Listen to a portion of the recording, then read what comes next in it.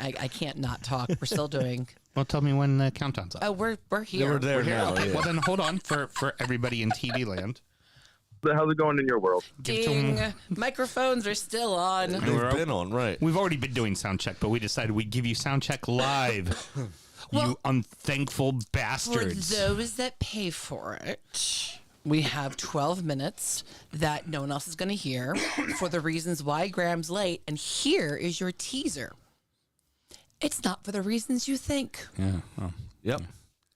because someone's forgetful. That's all. That's all. That's all. I'd give nothing away. Oh my gosh. He could have forgotten to put his child to bed. He could have left the house and gone, oh shit, I didn't put my kid to He bed. could have forgot to I set an left the alarm. baby on the changing table. right. Shit. So, Sam Huston potentially being an asshole. Absolutely.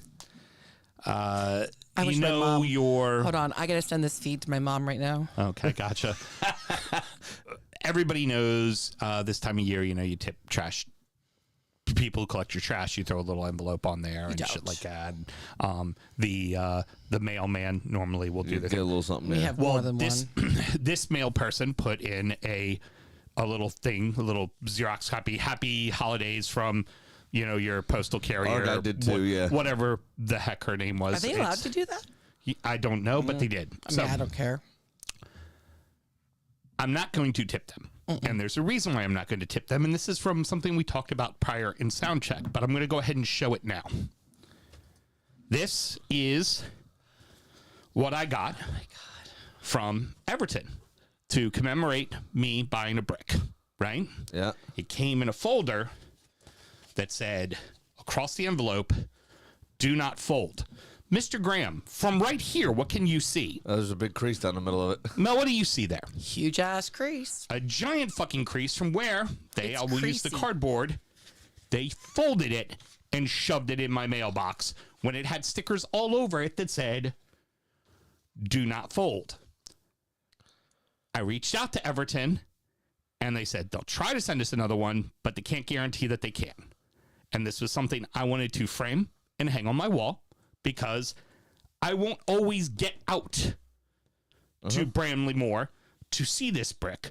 But this brick does say Sam Huston DU fucking football show on it. Yeah. Where's our name? Where's our names on Graham's fucking brick at Arsenal? Or where is DU football show after I told his wife specifically to put Sam Graham DU just Drunkard United on it and she wouldn't even do that. I don't remember that. Yeah. Was this before? She very specifically You had a realize how conversation with me about it and she did not want to. We do are it. live. That's fine. And I'm spitting truth. was this before or after the tattoo? Well before. Well before. That's my point. We weren't sure how long he was going to commit when he started procreating again until he got the tattoo. And then I was like, oh, well, he's thug for life. So am I the asshole for wanting to wait for my delivery person Yes. to show them this and Yes. say, this is why I am not tipping you? You cannot do Because that. I really want to fucking let them know they did their job it's- shitty. Could be. Yeah, You don't but they know. don't- There's multiple people that deliver our mail. You want to advertise yourself as the one that wants to get the fucking tip? You're the fucking one that is advertised yourself as being the one I get to fucking talk to. Yeah. Which would be nicer than what the postmaster told me to do, which was go to the home office in Annapolis and report it, which I did not. Oh. And they also told me Do you know how many to, people- you know what else they Yeah. also told me to do? Yeah. They also told me to write my congressman and senator because it's a federal offense that they fucking disregarded and folded the fucking. I was like, you know what? Person could lose their job over that. No, I'm not going to. They're not going to lose their job. They're not going to lose. I mean, I appreciate that's really kind of you, but they're absolutely not. And on the Nextdoor app, daily. People are complaining about our mail service, and our specific post office is apparently, according to busybody.com, worse than every place else. None of the drivers actually come from that unit. They all come from Annapolis. They get sent out to That's deliver from there. that gets brought up all the time too. Are we taking neighborhood advice from a website called busybody.com. That's the Nextdoor app. It's the Nextdoor app where You all really need more things to do. There's a comedian that calls it the I've busybody.com. deleted the app. I get email notifications now because I understand can't. that you're pissed. I don't And have it the is app. I don't fucked have up. the app either. I have it because if I ever lose Bigby, that is the way. Some fucking Karen will post it on there. Yeah, well, seriously, like you put out an emergency, like people help other people find their dogs. Like our hood is very dog friendly. Oh, I just saw a great TikTok since you just mentioned the word Karen that I absolutely fucking loved. Taco is in his name. Southern guy always does. This is your TED Talk. Scroll on next vidya, right? Well, he does this one part. He goes, you work in the customer service industry and you're ever dealing with a Karen? This is how you can solve that problem. The next time that Karen starts yelling at you, you look them right in the face, you bite your lower lip, and you go, "Degrade me, mommy." That's pretty good. And look them right in the eyes. You will end that one. And then wet yourself. And then just wet yourself while maintaining full eye contact. Degrade me, mommy. Yep. Brilliant. That'll do it right there. And then there's also one other little TikTok thing that I've been watching that I'm following the guy. I feel like I need to keep reminding you guys we are live on the intranet. I don't give a shit. Okay, I don't think you remember. It's fine. I don't care. It's funny. I'll tell you I'll tell you exactly how many fucks I give, and it's 0. Okay. Christian, watching from what, La Plata? No, he's down in St. Mary's County. Oh, he's all the way down the county. Yeah. I don't even know how I could have COVID. Most of them down there didn't believe in it. Yeah, Southern Maryland's got no COVID. He says, big news on my next door. Someone found half a sandwich on their fence and was very confused. Somebody was saying, degrade me, mommy, while eating a sandwich and peeping in your window. That's exactly what it was. Yeah. So the other TikTok is a comedian, and he's doing this whole bit of two sons trying to convince their mother that they want Olive Garden, but done like Shakespearean. Like, mother, we would like the Olive Garden. I received an A in my algebra test. And the mother's like, that test, when was that test?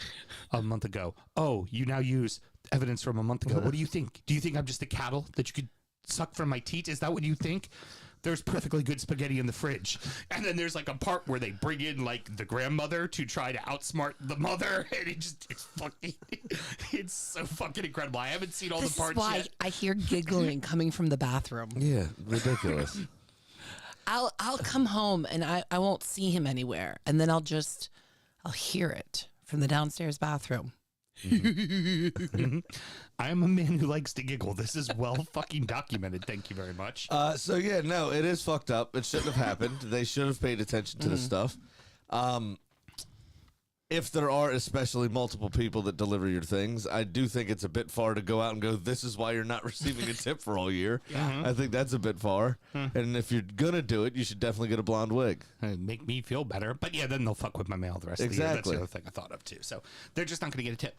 Yeah. Yeah, that's all there is to it. Just don't tip them. You win your personal battle and you don't look like a fucking douchebag. Have you ever tipped the mail person? Yes, I have. Oh, okay. I didn't know. The mail people and the trash people when we lived at Salisbury and here. Trash people, we do. I have no idea. Trash people, considering the amount of garbage I have to put out with the florals. You don't need to know the shit I do. I just do it. Well, I just was asking. You just doubt me. I was going on my Nextdoor app right now. I reinstalled it to see what the latest dilemma is in our hood. So stand by. Perhaps on sound check. Perhaps you think you are worthy of Olive Garden. maybe I should not have given you the reward of Cheesecake Factory today. Perhaps you did not earn it. It says Facebook user. I'm going to assume that's Taylor because I have to go in the group to see. But it says one of the reasons why you hear Huston giggles from the bathroom. There are others. Here we go. Well, when he catches a glimpse of the thing he hasn't seen in 10 years. Hey, how you doing down there, fella? That's good. That was quick. And then I realized it's just one of the Kiwis. I go, oh, poor guy. He's got no captain. Yeah. She's looking up stuff for busybody. Well, there was one I was trying to find, but like most of it is, hey, tree on the power lines, recommendations for a roofer, dogs out. Teenagers Tom's going been- for a walk. Peeping Tom's been eating a sandwich. It's not a peeping Tom. It was somebody like, at 11 p.m., I saw an adult man wearing all black walking down the road. That's assuming I'm having their voice in my head. Everyone be vigilant. That's when you look at that Karen and go, I'll protect you, mommy. This is so. Here's the thing, right? If you don't have a keen sense, so I feel like us having grown up in arguably a more dangerous place than here, Right. Definitely. in PG County, just in general. I feel like we developed a keen sense of they don't fucking belong here. You know what I mean? Like if you see something weird. Right. So like there's been 7-8 times in our community Facebook page like, oh, somebody's walking really late. What's going on over there? You know, or whatever. Only once out of those 7 times did my fucking this ain't right radar go off. Mm-hmm. And then we found the contents of a wallet strewn over someone's front yard. Mm-hmm. The time that I said it, which Because somebody broke into a car, or fucking it was could be a guest of somebody, like a kid, like a late stage teenager, 17, 18 years old, that was just checking car handles on their way to their car or something, Yeah, of course. But that one time, all the other 6, absolutely nothing happened. I didn't even bat an eyebrow at the fucking at the post. This particular time I was like, yeah, it doesn't look right. There's something wrong here. So it was. So you were taking a late night walk through your neighborhood? No. And just no. talking about you in general, because you don't feel like you belong there because of all the tattoos and everything. Yeah, I mean, that's true. I don't. All right, what do you got for us there, Mel? You're It was Sorry, hold on, let her finish her comment. no, it was a woman 2 minutes ago just posted free Christmas presents, lab pit puppies. I'm like, oh God, no, that's Yeah, not a absolutely not. Christmas present. no, Mel, Oh, I didn't. Oh, no. no. Reminds me of another TikTok I just saw where there was. How old are you? One of those lynx cats. Hey, listen to him. You want to know what's going on in TikTok Nation? You know, Ask like Huston. those link cats. Well, somebody needed to stop the throbbing in his fucking head, so he sat down and watched pointless videos to relax a little. Like one of those like lynx-looking cats that are actually domesticated, but they look like fucking cat, like fucking mountain lion kind of cats. And there it is. It hisses, and then there's a guy just standing there, and his wife shoots by him, and goes kitty, and then there's like someone with like then there's like a little baby hippopotamus walking out, and she goes running by and goes, water puppy.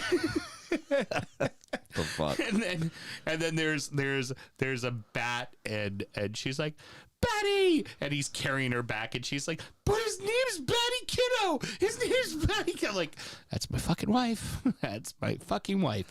And then she's looking at a bunch of chickens and going, oh my God, there's long-haired silkies, and they're so pretty, and we can actually get another coop. And he just pulls out a dart gun and goes, shots it in her neck, and she looks at him and goes, why? He's like, just go to sleep, honey. Go to sleep. I feel like, Mel, for wives everywhere, TikTok has saved the traditional midlife crisis. Yeah, we just, instead of buying a sports Instead car, of buying we a just sports car watch or videos. leather pants or getting trimmed at the gym, Yeah. you'd start turning into a antisociable teenager and just scrolling your TikTok I'm all day. sorry. You know? I thought this podcast was his midlife crisis. Yeah, this is definitely my midlife crisis. There's no doubt about it. I figured the podcast was the cheapest way. I already know what song we're going out on tonight then. What? Gotta be fucking Faith No More, midlife crisis. Oh my gosh. Even though it's a song about Madonna and not a song about a guy having a midlife crisis. Well, then that's no good. But it's still, the whole song sounds like it's about a man having a midlife crisis, which is pretty funny. Ray says one is me. Ah, very good. And that's also, again, on Mr. Houston's Top 100, which you can find where, Sam? I don't know. Oh, fuck you. Be a good whore. Is it on Patreon? Yes. Patreon.com/DFootball show. Because, see, I care more about our listeners than you do during the summertime, and I actually recorded something I for did them. my stuff, and then we just decided against doing it. And you, like, moved and had a kid. I believe that's because you, like, partially contributed the juice to make a human.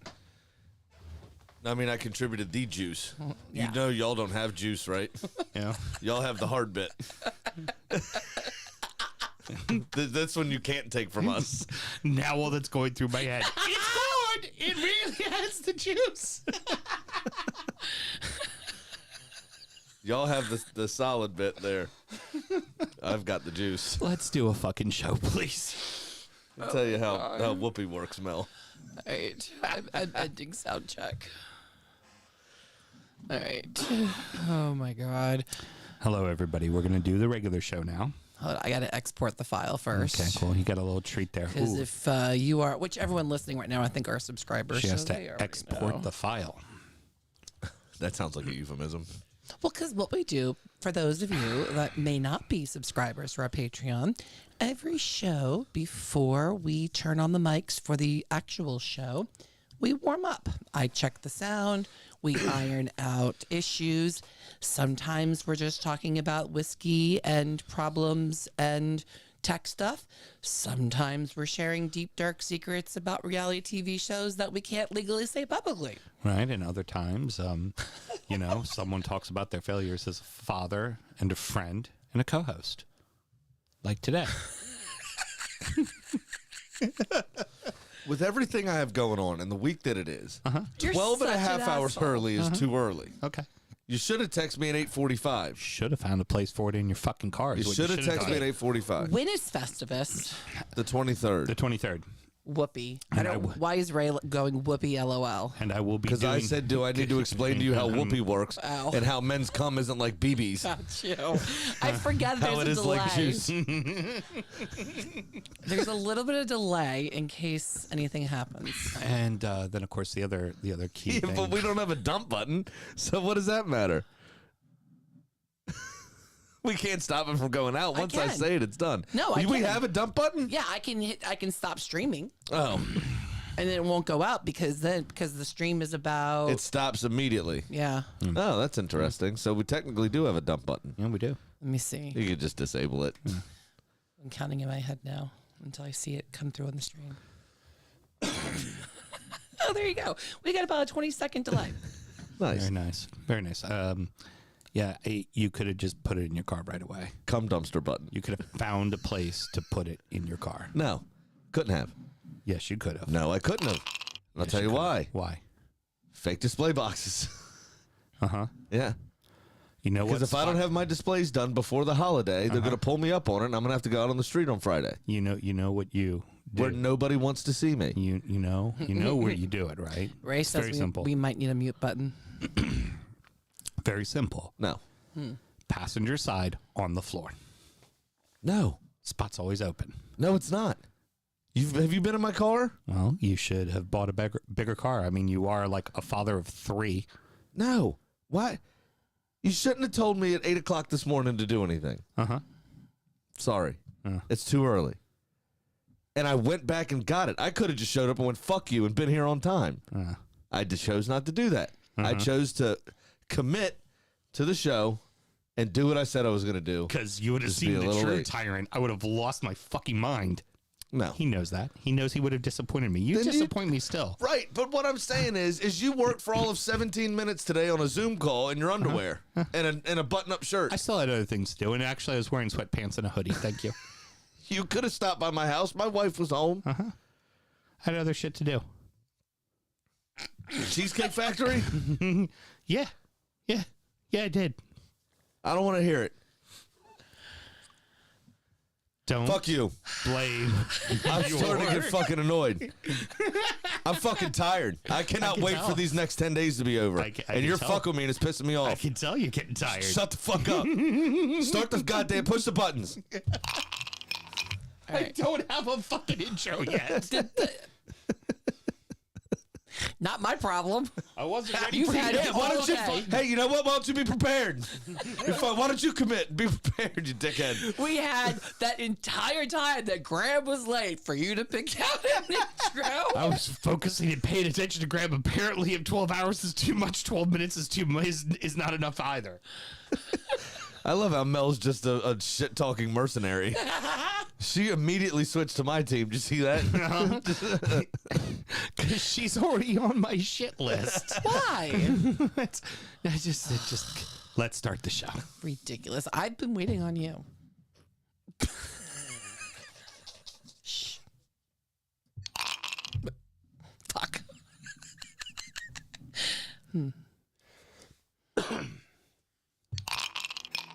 Hi, this is Russ Benson. I am a Liverpool supporter, and you're listening to Drunkard United Football Show. You all need Jesus. Not fucking wrong. Not fucking wrong at all. Definitely. The atheist is looking at both of you going, y'all need Jesus. Y'all need fucking Jesus. You need just a little bit of calming mechanism in your system there, Mr. Graham. Good Lord. Yeah, I'm over it, man. Should be a good day, man. We're starting the top 20 list. Yeah, that is fun, though. You know, I'm be excited happy that. about it. Be happy. Let's start the show. Born in the land of Bowie, Maryland. Bred to be a fan of fucking Everton. Punch you in the eye and drink your rye. Sam Houston. Sam Houston? Arsenal fans have another Sam. Right day, the fucking Gooner Graham. Stump of a lord. Look straight in shorts. Sam Graham, hey. Sam Graham. Fucking United!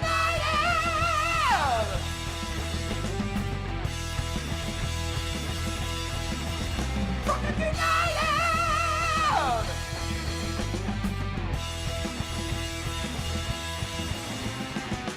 Hello and welcome to the DU Football Show, a completely biased recap of the English Premier League. It's told by two common American schmucks. I am your host, Sam Houston, and across the way from me, the man who almost ruined the fucking bit we do every year, Mr. Samuel Graham. How we doing, buddy? We just would have pushed it to next week. Big deal. I just wanted to push that button one more time. Fuck you, man. Just one more time. Ruin the bit. Like, if we didn't start it today, it was over. Yeah. Fuck it. Yeah, it would be ruined forever. Good. I go get 700 of my hard-earned American dollars As back. Abby would say, then what's the point? What, Gigi? Exactly. What's the point of making a very loud yelling statement if the mute button's on? Exactly. We're recording at the DU Public House just outside the nation's capital. You can find us wherever you get your podcasts, and of course streaming live every single Monday night. Eventually. How his kid decides to go to sleep or not depends on how that works out. Oh, I'm just lobbing at both of you. should you want to chat with us, there is many ways that you can. Mr. Graham, tell the good people how they can get in touch. At Hiram6969. That's where you can find You us. tag it in Young Hot Freshness. At Alan Giannis. At who else fills in? Rob does. Oh yeah, at Gunner Tech. I There think we is his go. handle. Very good. Oh, fucking hell. All right. It's at DU Football Show on all the social medias. I forgot what you asked me there for a second. And dufootballshow@gmail.com to get in touch via email. Very good. Very good. See, aren't we? We're calmer now, No, right? We're breathing. not at all. We're centered. No. You know what's about to make us be centered? This whiskey's hitting a little too tight.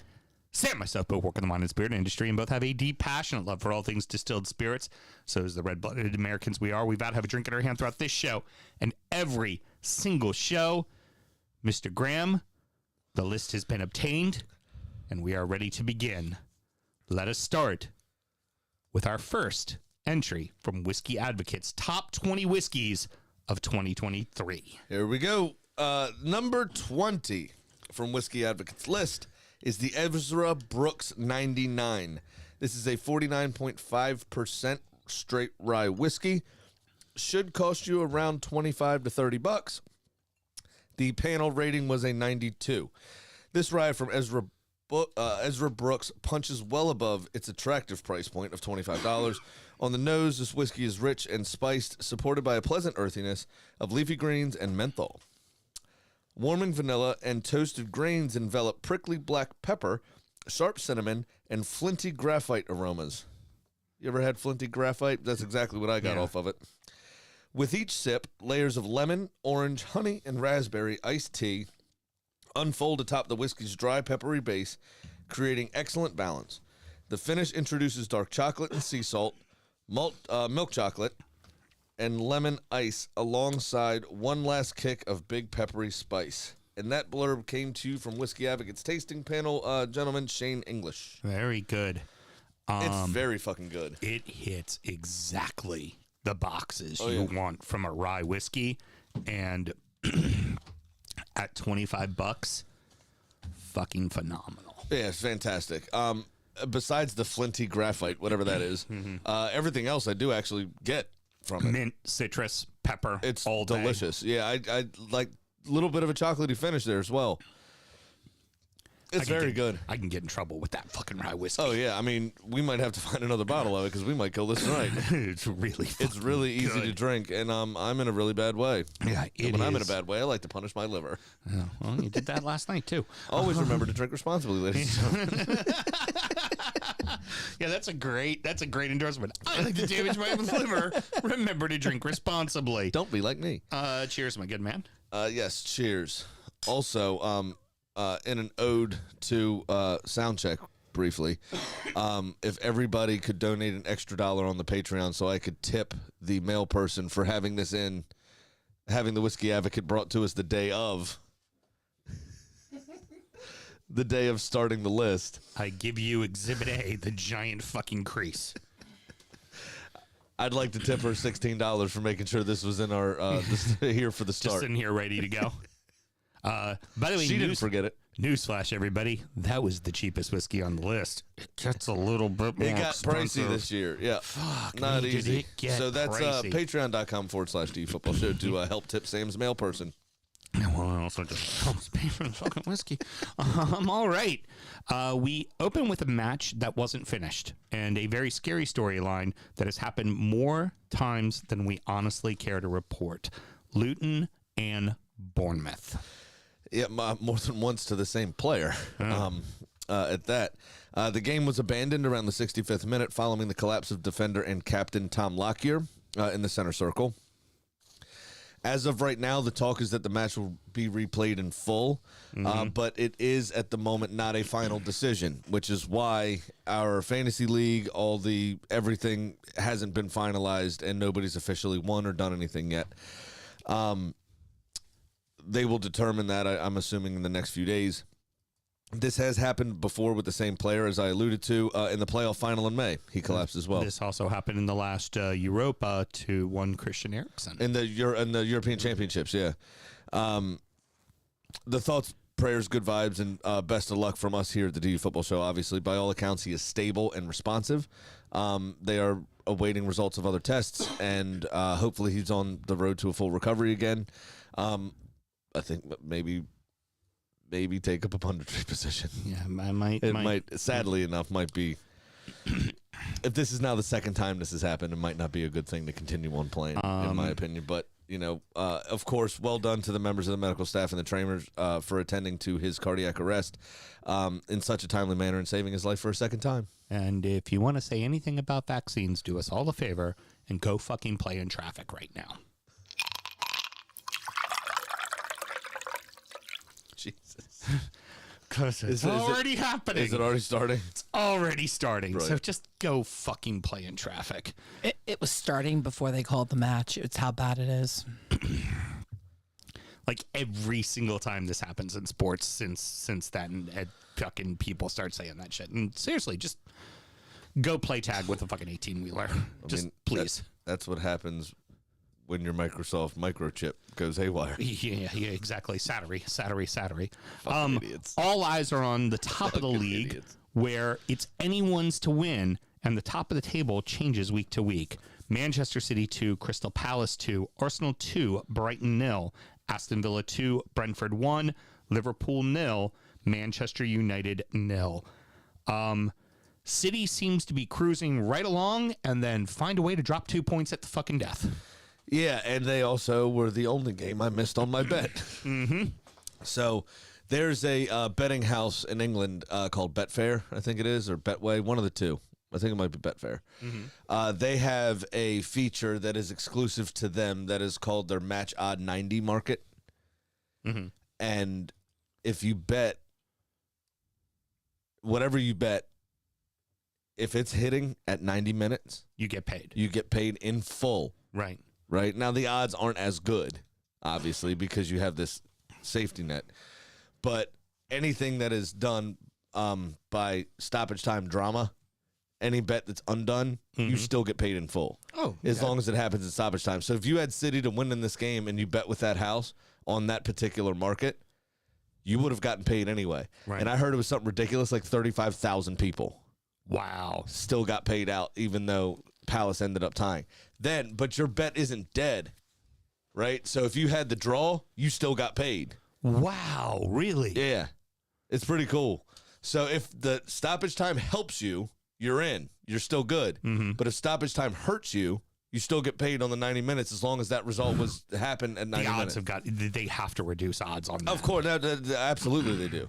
But anyway, City dominated the game, but Palace were like a rash that wouldn't go away. They kept trying, and they seemed to, over the last 3 or 5 years, as much as a team can, seem to be a bit of a bogey team for City at the City ground. Oh, absolutely. Not the City ground, but at the Etihad, rather. Yeah, they do mess with their world. Yeah, absolutely. And it was, a smash and grab, really. Mateta's goal especially. I mean, he just threw himself and was like, everything is going into the net. I am Thor. Oh, my God. Yeah. Oh, Jesus Christ. 3 times I've had the juice. Motherfuckers are already putting up damn memes of us as the show goes on. This is like, for inappropriate memes, we are the anti-vaxxer crowd. Yeah. That's how fast it starts, Mel. And then it's always your cartoon face, but my real face. Yeah. Why is that's weird too? don't Why is know. that? It's how it always is. I don't know, but what was weird today was me walking around the mall wearing my DU football show swag with my husband. Which you can get at the DU Drip Shack. Just So I'm check the link tree on all our literally social media. wearing, links. Great a gift for shirt Christmas, doesn't it? with Great his Christmas gift. face on the back, walking around the mall. Nice. Your face too, Graham. Your face too. Just to make sure everybody knew you're right up there with us, stud. We still love you, even though you forget things from time to time. I'm not fucking. I'm never gonna laugh at that. I'm gonna laugh at it constantly because you won't. For all the things we said about how kind of initially with Holland, everybody was worried about how they were going to play because they've never had that sort of a tip to the spear. It seems, and Rodri was really the only linchpin that made the whole thing tick. And then De Bruyne for a while was the only linchpin that made things tick. But now, it seems without Holland, City have only won once in their last 6 league games. Been losses, draws, and only the one win. Yep. So now it seems like they can't play without Holland. And here's the key thing. And I think I say it later on in this segment, but I'll go ahead and say it now. Let's be honest. They drop points.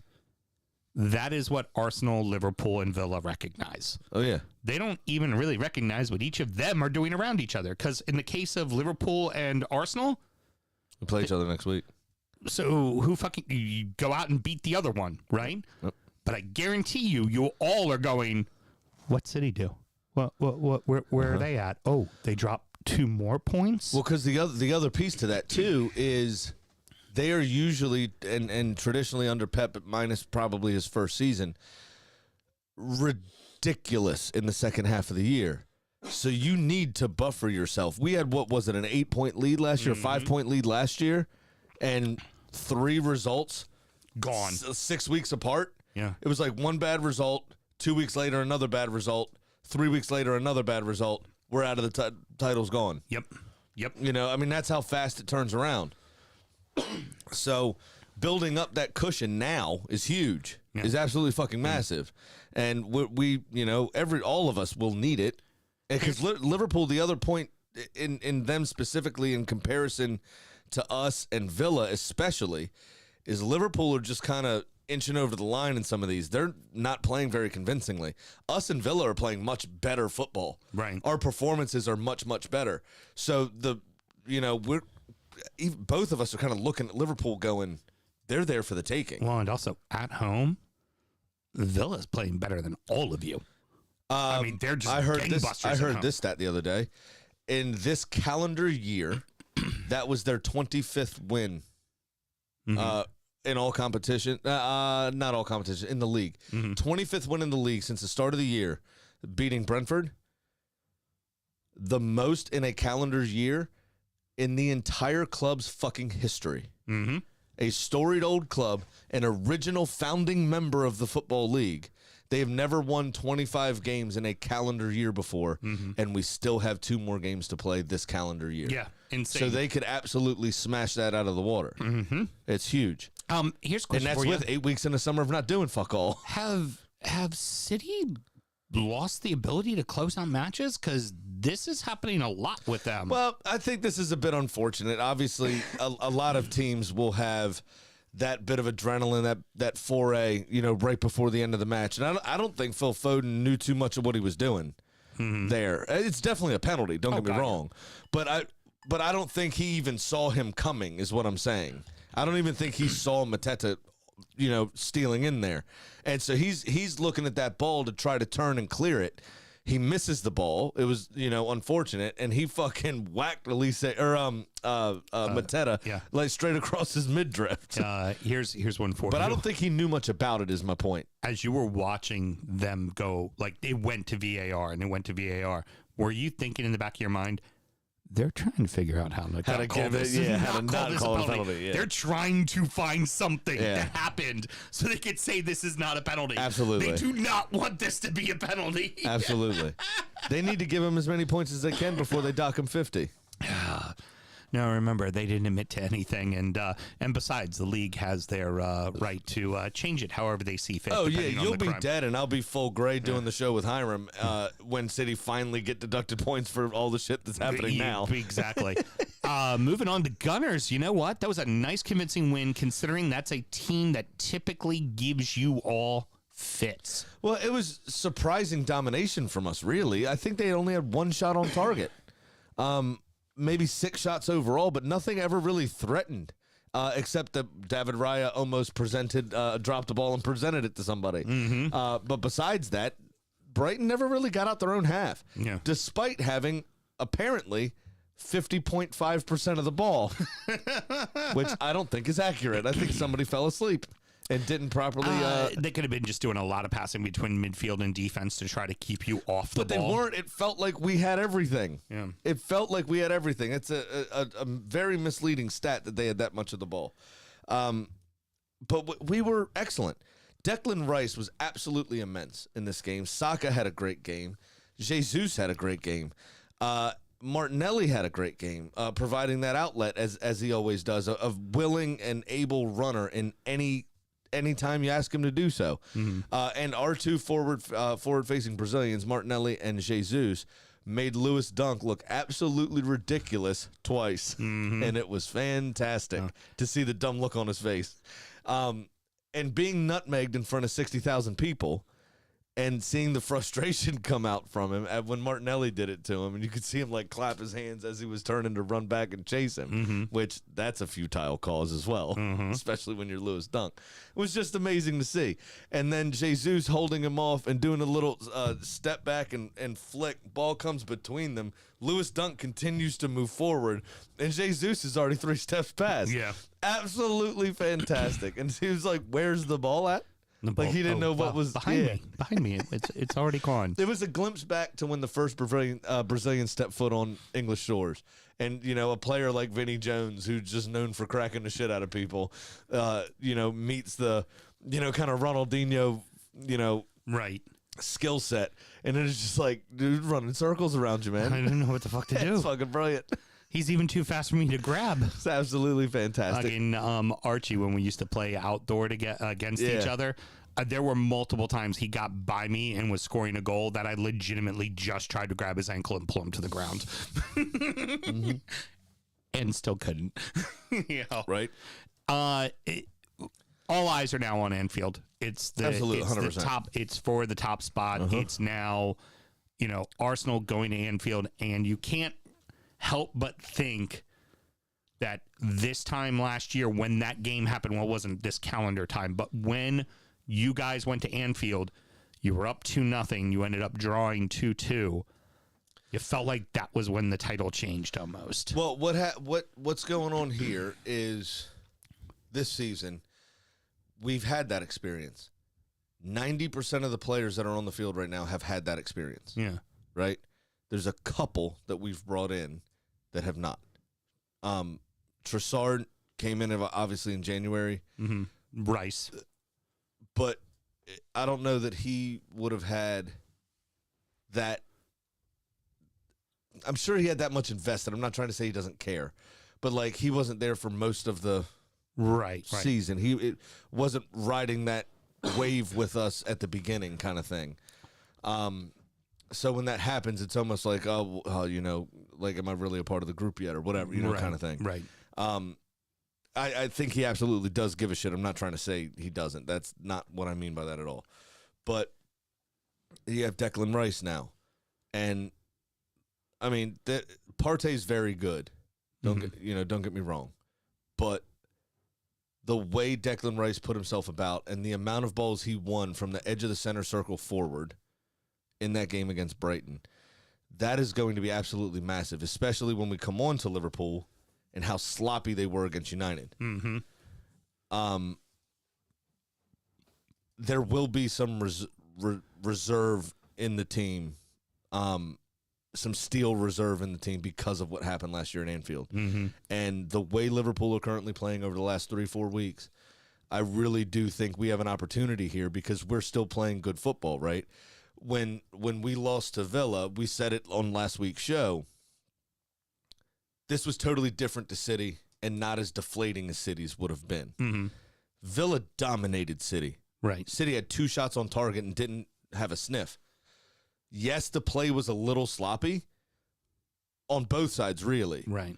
But Arsenal played very well in that game, and on another day, would have won the game. That was one of those coin flips. Yeah? Mm-hmm. So I think we're smelling blood in the water here. And if Villa were playing Liverpool this weekend, I'd say the same thing. I would tend to agree. I think the only thing both of those two teams are they are the form teams, despite fuck the results. I'm talking about the eye test. Mm-hmm. Villa and Arsenal are unequivocally the form teams in that top 4 or 6. I was going to say there's somebody that's just won their last 4 with shutouts in all 4 of them. I'm just saying in that bracket of yes, I knew you were going to bring up some dumb shit. I knew you were going to bring up some dumb shit. Just, balance your checkbook, motherfucker. Not wrong. Not wrong. In that top 6, Arsenal and Villa are by far the form teams. Mm-hmm. So I think both of them, regardless of who was playing Liverpool this weekend, would absolutely fucking just see it as a chance, as an opportunity to stamp their authority on this title challenge. So despite their form, you have to say, looking at that Villa and Brentford match, Brentford played a nearly perfect match until the Ben Mee red card. Yeah, they did. They really did. They played a perfect match. They did what is it we keep saying about Villa you need to do is you have to slow them down. Mm-hmm. Yeah, they did that. Brentford completely slowed them down. Mm-hmm. Absolutely. There was all Villa was doing was passing the ball around the box and then passing it back to the defenders and then passing it around the box again, occasionally putting it across, which they easily took care of, and it seemed to be going perfect. Well, Moreno had 2 or 3 chances he should have put away, honestly. That he especially early on was either blocked or he just wide or whatever, or straight at the goalkeeper. One of them was very, very tame. Mm-hmm. But that jinking run that he had, kind of past 5 or 6 Brentford players. When the shot came, it was just kind of dribbled to what's his name, Flecken. Yep, whatever it is. That Flecken name. Well done. But also that Ben Mee red card, and that's not Ben Mee. Yeah, it was so weird to see him do that. First red card since his first year in the league with Burnley.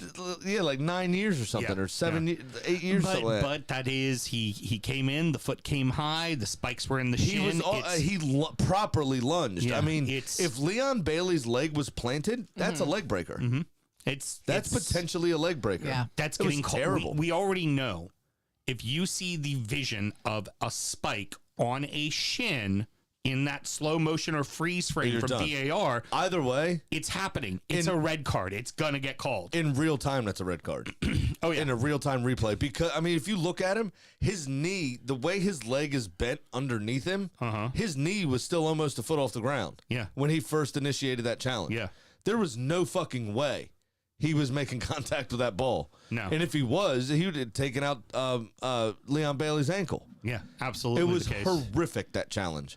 He's lucky Leon Bailey's leg wasn't planted, and he's lucky he caught him a little to the side of the leg, because he could have maimed him. Honestly, he could have maimed him. And Moreno makes good, gets the header to Gets that equalize. header. I mean, all he needs is the easiest fucking chance and to part the Brentford defense like the Red Sea.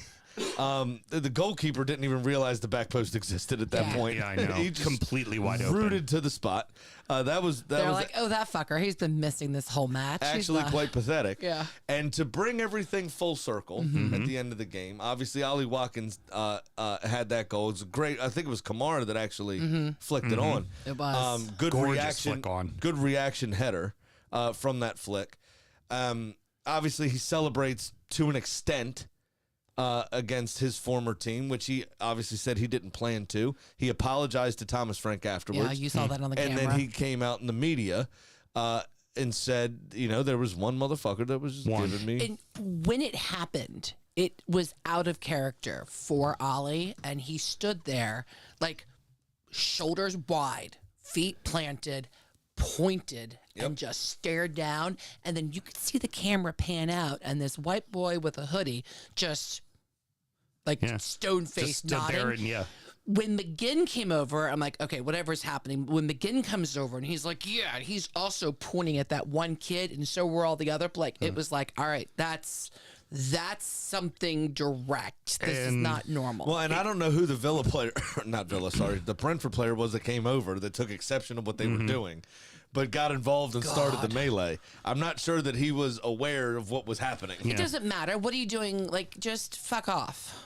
And we'll come. I have a thing that I It's want that to. tribalism. You're fucking with know. one of ours, so I'm There's gonna something I fuck want with to you. talk about in a second, but with Frank in the post game, he had talked. Obviously, you saw Watkins and him talk, and in the post presser, the reporter goes to Thomas Frank's like, so he was taunting the fans, and the fans or your players said something, and immediately Frank's was like, no, report it correctly. It was a supporter. My players did not do anything. Right. Report it correctly. Ask the question. She's like, well, he's like, ask the question correctly. Like, I mean, he was very direct. He went real German on her real quick. He's He was just Austrian, like, I think, but yeah. just like, no, Yeah. no, like, See, stop it. Now, obviously, we've got. There's lots of footage on the History Channel of angry Germans, but and people with that sort of accent. Right. However, when they're just speaking and not yelling, every single time it sounds sexual. Does it not? Just That is your own thing. It's That's your everyone. Everyone. That's your own little kink there, stud. it's not a kink. I much prefer a different accent than that. How was it we were doing on the like? Degrade me, daddy.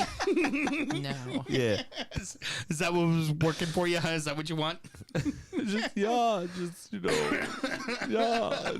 All right. Just ask the question correctly. Yeah. Now we have to go ahead and talk about this fucking chicanery. Everybody, would it surprise you to know that Neil Mopay, also known as Neil Lespay, might be a bit of a shithouser? Well, so this is from my side of it, and then I'm interested to hear Mel's side of Mel's got thoughts. We're going to let her This is the full circle moment for Emmy.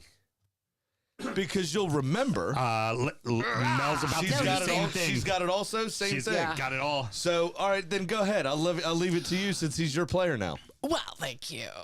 And it's great how you phrase that, because that is actually part of the whole full circle thing. It's Not the butterfly effect. It's not 6 degrees of Kevin Bacon. It's No, 6 it's- degrees No, of it's, Neil Mopay. it's 1 degree of dick face. Yeah, Neil Makeless. it's all dick face. And so when Mopay hurt Leno.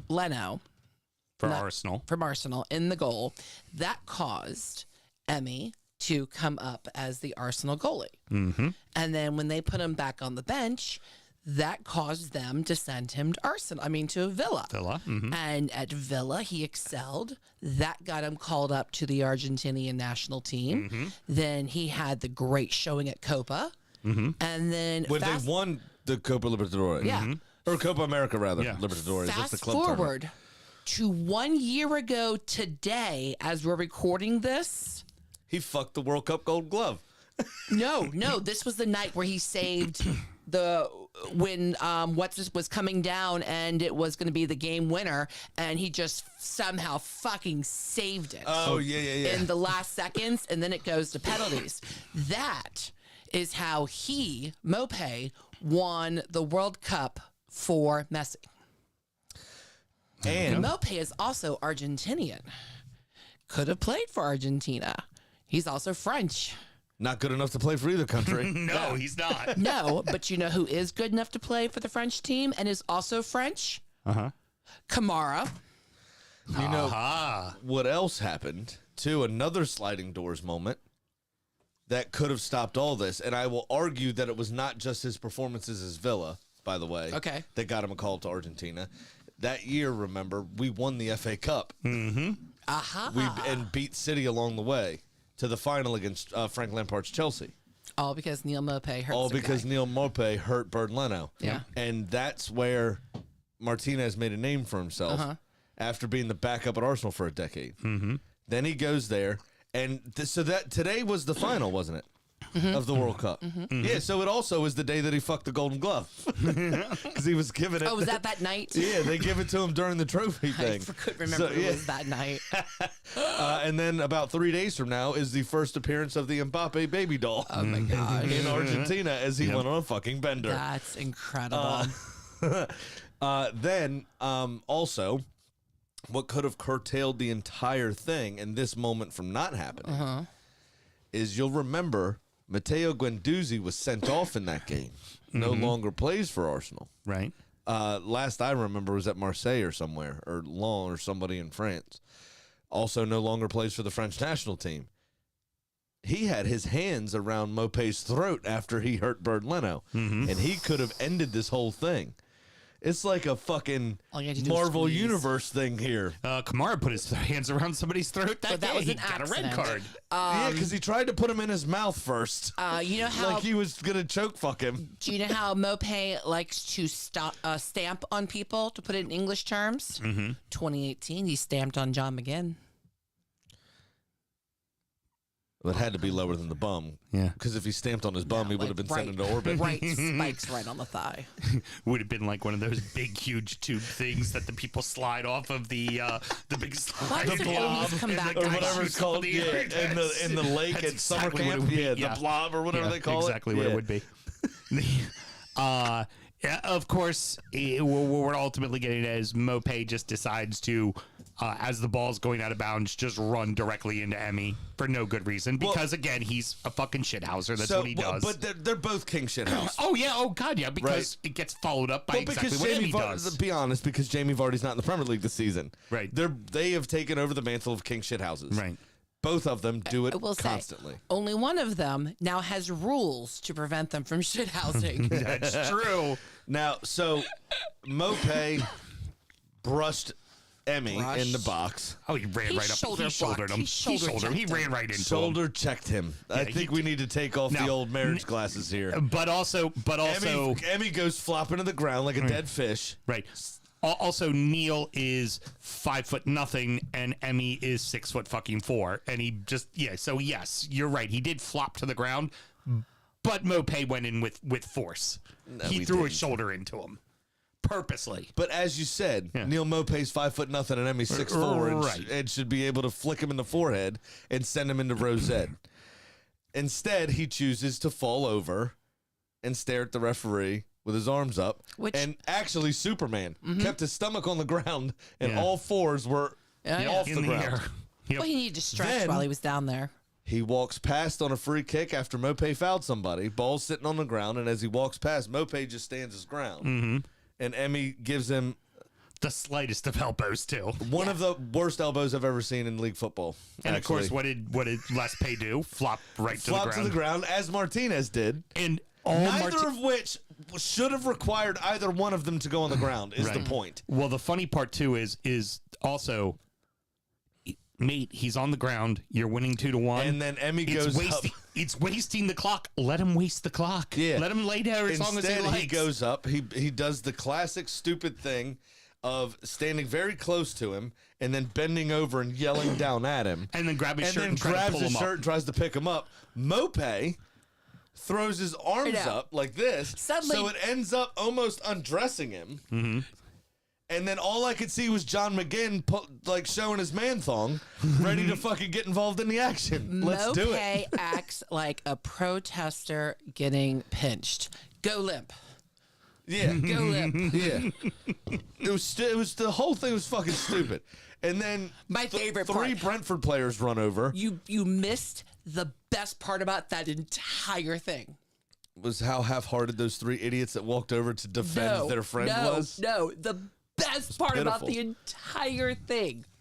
Kamara comes over, stands over Mope, whose head is still, whose shirt is still over And his it's- head, yeah.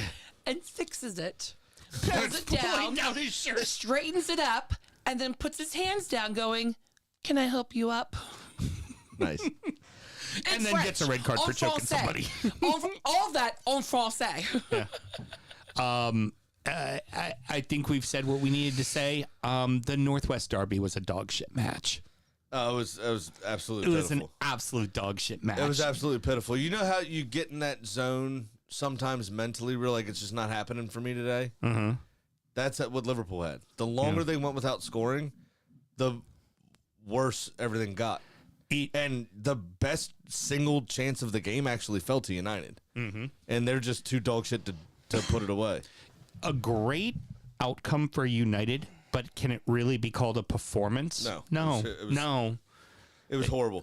Put And 11 I- behind the ball and just said, we dare you. And Liverpool obliged them by not actually attacking the goal. So It was like, it was almost like the Liverpool team went, oh, you're going to put 11 behind the ball? Well, Klopp always says we get fucked when 11 are behind the ball, so fuck it. We're just not even But going to that's bother not playing. even entirely true. They had 36 shots. But I Nothing don't think convincing. I think they only had 8 on target, but they were Nothing terrible. convincing. No, it was horrible. Onana made one good save. Yeah, and that one was one of the ones that it was just above his head, and he likes to do his normal Onana What's his bit. name? Is his name Onana? Yeah, his normal Onana bit, which is hit like this, but then also make sure I throw my legs up in the air to make it look sure I got 5 Oh, feet he in the air. does the fucking Elgato highlight reel save. Yep. Yeah, every Oh, yeah. time. This was the worst game of football this season. It was just a dog shit game. Absolutely fucking pitiful. And we watched Luton Sheffield United at one point this season. And this was the worst football match that I've seen all year. You know what the talking point of this game is, really? It's the fucking red card at the end. Well, yeah, the double and yellow. so this, I thought a lot about this. I liked it. This reminded me a lot of Rob. Oh God, yes. Rob posted in our closed group was like, that's dog shit double yellow. I'm like, bringing back flashback stud. Yeah. So Rob, traditionally, I do dumb shit. My second yellow, my first yellows were usually for dissent. My second yellows were me getting fed up and pounding on somebody. Right. Rob would do the other way around. He would disguise his pounding on somebody pretty well and get a yellow for that. The second yellow for Rob was always dissent. Always dissent. This is the first time I think I've ever seen a double dissent yellow. And for In the the same space thing, of 10 seconds. he threw his arm and waved him off, and then after getting the yellow card, threw his arm and waved him again. I But actually here's think the thing. It's bonehead. It's fucking boneheaded. Because if it was a yellow card 10 seconds ago, it's going to be a yellow card again. but also I tend to agree with the desk on this one when they talked about it afterwards. Referee, don't pull out this fucking second yellow. Be like, walk right up to him and go, you're done. Do it again. Second yellow's coming. Do it. Don't do it again. From a player's perspective, I can understand that. I would feel the same way. It's all part of the same argument. Right. So why are you carding me again? We're still having the same discussion. Yeah. But from, I guess, a rules perspective, or from the referee's perspective, is you've done it once and I booked you for it.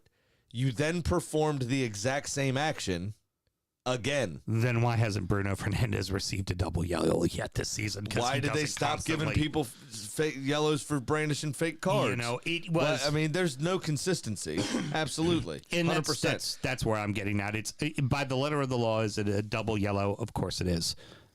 In the spirit of the game and the way things should go. God But we also can't hear what he's saying either. Sorry, Russ. By the way, You know what I'm saying? We already can't hear what he's saying, regardless. right. And you know what's a great description of this game? Mm-hmm.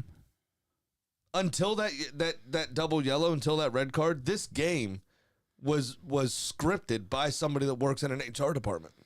Okay. You can't say anything anymore. You can't do anything anymore. Let's just everybody fucking have a nice run out at the park. Let's not trouble each other. Let's not do anything. Let's not make any jokes. Let's everybody just do what you got to do. Don't get drunk at the Christmas party. Rounding out the rest of the league in so that happened. Tottenham 2, Forest 0, Everton 2, Burnley 0, Chelsea 2, Sheffield 0, Newcastle 3, Fulham 0, West Ham 3, Wolverhampton 0. Or shutouts happened. Spurs just have a fucking discipline problem, man. Yeah. They're looking like you when Arteta first took over the team. Yeah, no shit. Just constantly dumb yellows, dumb reds, over and over and over again. Seems like somebody every fucking week is seeing red on that team, and they got a lot of injuries too. It's just not fucking smart. Yeah, and it's really sad for Forrest and for Steve Cooper as well, because I haven't seen a team this reliant on one player since Wilfred Zaha's Crystal Palace. Mm-hmm. But they are a shell of themselves without Omonye. Mm-hmm. You know, I mean, you look at City and what happened against Palace in the 2-2, or what happened against some of these other teams or whatever when Holland's been out. They've still eked out a couple of wins in the Champions League. They've still done some things. They've still scored a few goals. Forest have done fuck all since Omonye got hurt. Yeah. They've done absolutely nothing. And this was every year when Zaha would get hurt for Palace for 5-6 games or whatever it was, slide down the table. And then he'd come back and he'd rescue them with draws and wins, and then they would be, comfortably 11th again. And if Spurs have a discipline problem, Forest apparently have a goalkeeping problem, because you finally get Matty Turner in, and he fucks off on both of the goals. So the one sentence I wrote about him, so Kulusevski had a really hard strike. I mean, he did, that ball was at pace. But it's a save that a professional goalkeeper should be expected to make, and not Gotta have make it. fucking Gotta make it. limp wrists. Limp risk it. Gotta make that save, man. No, limp risk it. You're gonna try to push that one, aren't you, Dad Oh, Joe? big time. You want that to be show title? It's good. Yeah. No. No, not gonna happen. Kulusevski broke stuff. Okay, maybe. Anyway, Matt Turner did everything he can to disparage Americans in the UK playing football. is what he was doing. It's just not good. The terrible and the keeper before, when he replaced Matt Turner, has looked like dog shit too. Oh, yeah. But the terrible clearance, I mean, what was that? Gave it straight to Kulusevski to begin with, gives the ball inside, receives the ball back, and then, again, it hit him in the hands. I don't care how hard it is. You should be expected to save that. At least knock it down in front of you when somebody scores on a rebound. It can't Horrible. go through your hands. It can't go through your hands. It was absolutely pitiful. It looked like he hadn't done a push-up in 6 weeks. Yeah, it can. You know what? You know what? The January transfer window is about to open. Time to give old Kaylor Navas a call again there, Forrest. No shit. Because old man Navas could fucking do it better than these two guys could. Guess who, had his pay reduced and is still without a club? David De Gea. David De Gea. Mm-hmm. Yep. And that owner loves to throw money at problems. I think he could get right in there. But all in all, it was a comfortable day for Spurs. Yeah. Other that than being just said, dumb cards. Of the Palace of the Forest period of dominance, they rarely even troubled the Tottenham goal. Right. When they had their 15, 18 minutes of possession, they rarely troubled the goal at all. I mean, it was very smooth sailing for Tottenham in this game. Yeah, but also their next opponent. Yves Bissouma, so this is the other thing I thought about too, because the Christmas being on a Monday, we have like a normal weekend of fixtures, we're forgetting, right? This is the time when everybody tries to get their cards so they could be off for Christmas. Right. And this is what's happening. Look how many Reds. Ben Mee hasn't been off for Christmas in 16 years. So decided he's going to be off for Fuck Christmas. Yeah. Dallo, I'm going to head back to Portugal for the weekend. Well, and you could probably use Yves Bissouma because you're about to play a team that loves to counterattack you to death, who has now got 4 wins and 4 fucking shutouts in a row. Oh, yeah, by the way, don't look now, everybody. England's #1 leads the league in fucking shutouts. Everton are on fucking fire, and they didn't even play particularly well to beat Burnley. No, they did not play very well to beat Burnley. They went with 3 new guys at the back because of suspensions and injuries. No problem.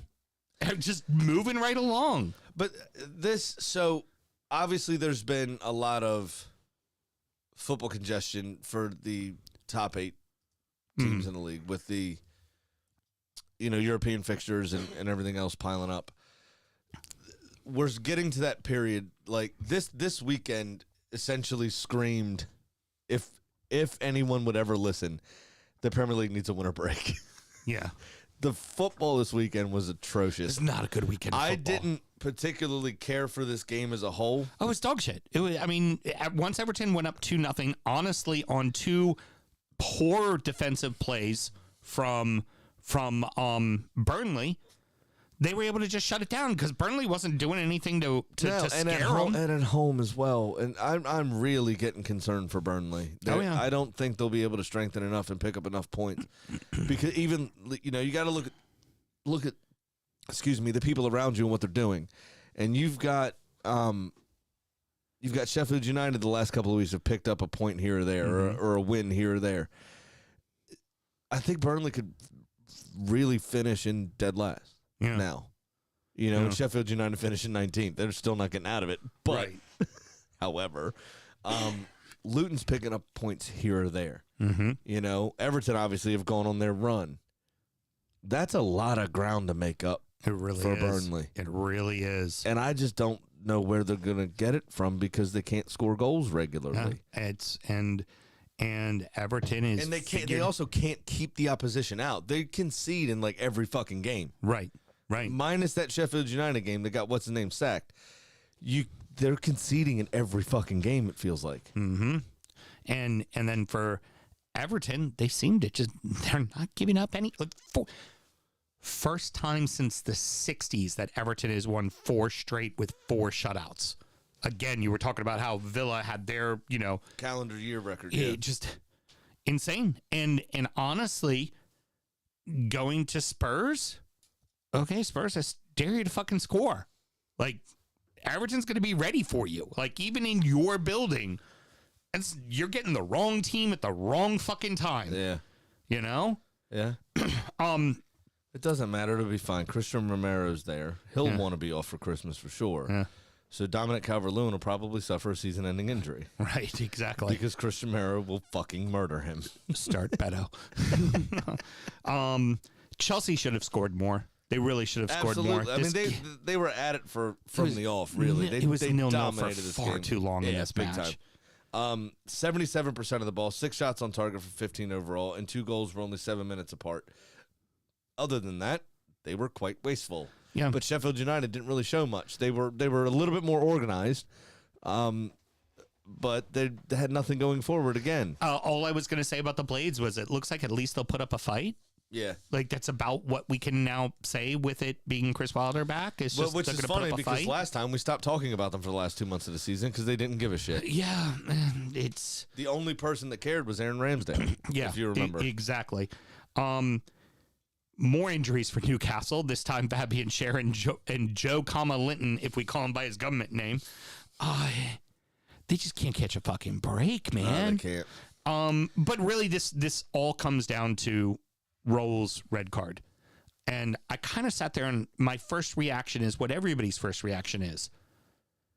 He pulled out of it. Why is it a red card?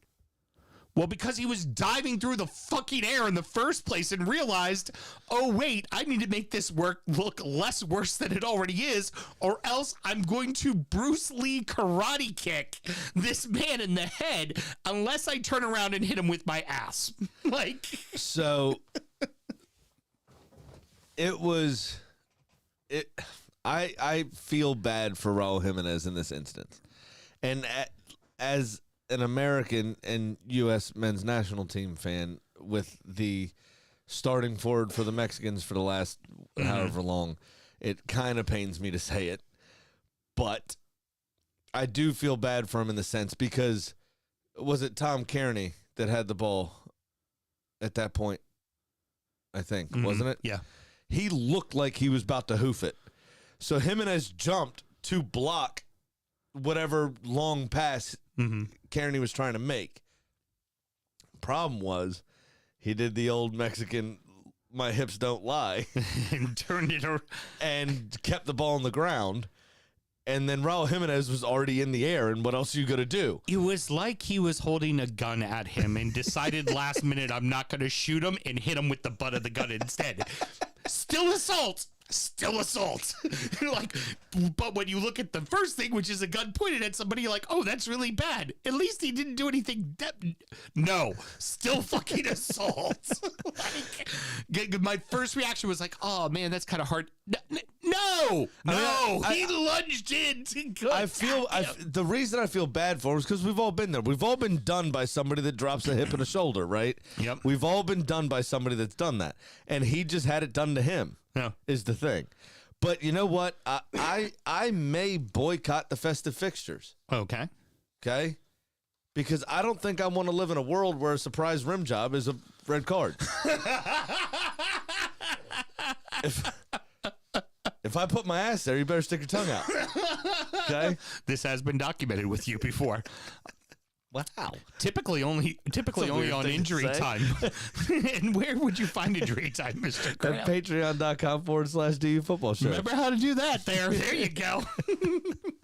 I'm just saying. And honestly, ultimately, this is why the game ended up where it ended up. Once Fulham went down to 10 men, Newcastle are going to be ruthless, even though they were only playing with about 4.5 players on the pitch. It didn't matter. They were going to find ways to score, and that's just what ultimately happened. And I think that Fulham was ultimately undone by the red card is what it really came down to. Well, they did luckily score some of the goals prior to the injuries as well, or at least prior to the forward player's injury. Right. And I told you, well, Raul Jimenez was back amongst the goals, obviously, in recent weeks. Him going off kind of stuttered Fulham's attack, I think. Iwobi had a good chance that he fluffed.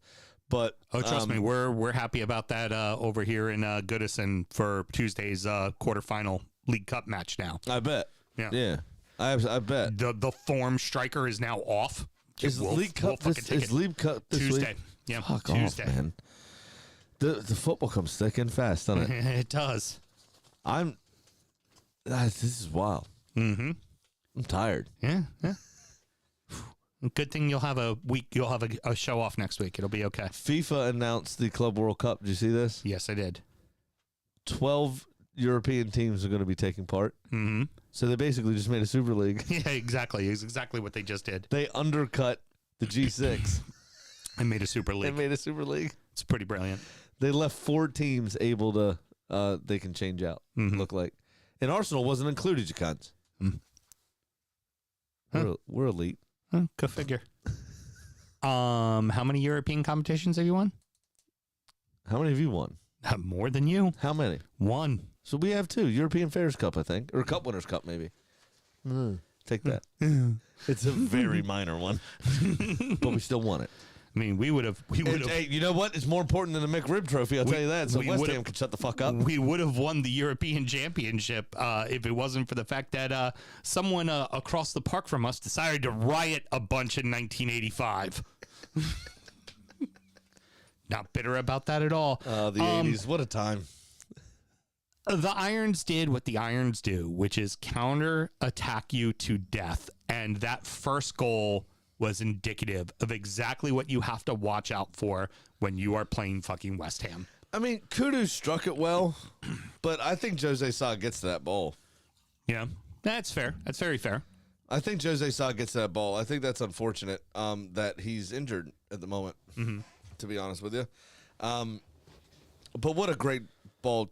I mean, all 3 assists were from Paqueta. That's what I was about to say. Paqueta with a hat trick of assists. But 2 of the 2 balls to Kudus in particular were phenomenal. Or Kudus, and then the second one might have been to Bowen. No, because he had the assist. Yeah. The 2 passes to Kudus were excellent. Yep. Absolutely excellent.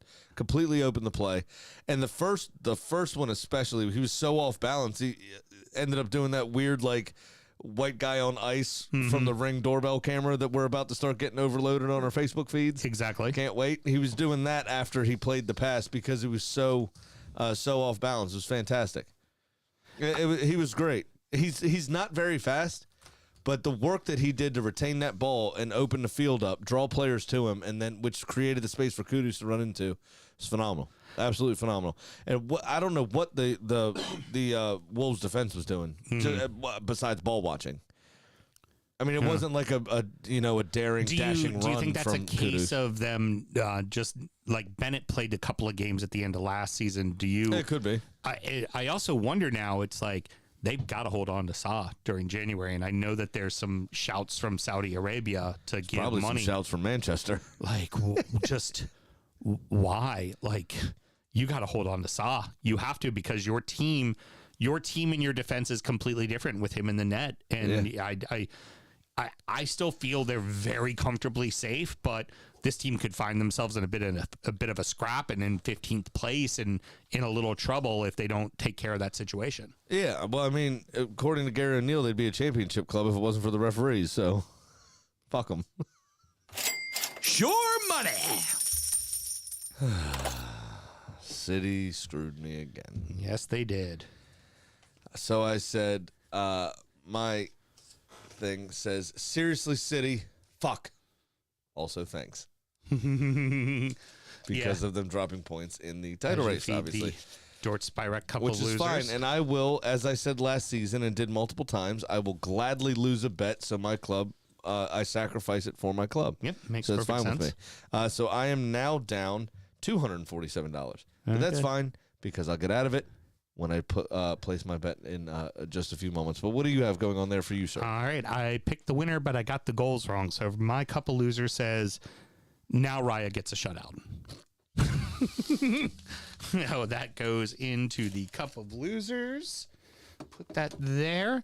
But that's all right, Graham, because I'm still in the black. I am at $61. Big Sam's Lock of the Week. Did you know, Mr. Graham, nice round number, 25% of the time, it works 100% of the time. It always happens once a season. You get a nice, round, succinct number. Give me the El Gatwico, baby. On Thursday. Brighton to win and over 2.5 total goals at plus 208. You do know Dean Henderson, Mel's Dean Henderson, is back between the sticks Yeah. at Crystal Palace after his permanent move from Forest. Is it Mel's Dean Henderson? She loves Dean Henderson. Or is it Nicole's It's Dean Nicole's. Henderson? Oh, it's Nicole's? I thought it was yours. I thought you I liked echoed. Heaton. Heaton was who I liked before. Oh, you like Tom way, Heaton. Yeah, way Yeah, okay. back, you know. All right. They're essentially the same Yeah. person and to it- me. And it's Dean Smith that's now the coach of Charlotte Charlotte's FC. team. Yeah. Yeah. No, I know that. You didn't find him attractive, though. He's I'm like just- Sam's age. I was just, finding an excuse to tell people that Dean Smith is now coaching Charlotte. That's it. Yeah, finds no. me So plenty I attractive, thank forgot. I guess I conflated that memory. Yeah. Because I thought you echoed Nicole's Oh, no, sentiment. just no. Nicole. Okay. I remember to put booze in the car. I'm sorry. I was just talking over here. Don't worry about me. You're good, Sam. You do your I thing. haven't had a day off in 3 months. Okay. You haven't worked for 3 months this year. You want to? I hit my fucking numbers. Did you? Your number was like 7. Yeah, I still fucking hit it. I hit your number for you in March, you cunt. I hit my number. Fuck you, bro. You only hit your number because I hit it for you. And John. And now, Billy. it's time for our degenerate gambling friend Pat's Pick of the Week. I like to call that motivation. He titled this one Christmas Miracle. He Also, did. tell me I don't take care of my girls. Daddy makes sure the girls in the corner get paid. Well, maybe not, because, well, you had a gift card to Cheesecake Factory. Yeah, Let's start there first. Big pimpin'. Secondly, and I'm sure he wore his fur too, didn't he? With his toes out. Secondly, Mel jumped and almost hit her head on the wall because you've knocked your phone over. So clearly something's going on here. Got to keep her in check. Anyway, he titled this one Christmas Miracle. And I quote, "Another week and another loss. I'm down 1,500 and I'm hoping on a Christmas miracle this week. I'll take a 3-game parlay with some favorites and hope that everything plays out as it should. I'll take Villa over Sheffield, Newcastle over Luton, and if they can even field their team, and Tottenham over Everton. That pays out at $250 on a $100 bet. You guys have a Merry Christmas, and we'll talk next week." Well, we'll talk on Sunday there, Chief. Yeah. Yep, it'll be Sunday. Yep. And he's off Monday, so he should stay up and call us, Very good. actually, if he was dedicated or remembers to do it. Okay, well, I'll have a conversation with him. So, yeah, we'll see what happens there. The Luton one I've also included in mine, and I'm nervous because Newcastle might not be able to field a team. And Look, if they do, they may have an average age of 17. They managed to score 3 goals with 4.5 men in their match against Fulham. Yeah. So here's what I've got. This week's going to be different. I can feel it. I can feel it. Villa to win, and there to be over 2.5 goals in that game. So did the same thing you did, essentially. Double chance, West Ham or a draw with Manchester United at the London Stadium. Newcastle to beat Luton at Kenilworth Road. I think an away win is probably on the cards. They'll be used to that cauldron-like atmosphere. The problem is will they be able to field a fucking team of players that have done more than play in the U18 Premier League? And then Tottenham to beat Everton. Because Tottenham at home are a bit different than Tottenham on the road, and they are starting to get a little bit healthier. So I think gambling. I think they will have something about them and a point to prove that Postecoglou should win a 3rd Manager of the Month award, or 4th maybe. Terrible with money. That pays me out on a $100 bet at plus 555 U.S. American currency. So Grammy folding. I will be well back into the black should I win that. Oh, that's good. You know who's always in the black and kicking ass? The chicken.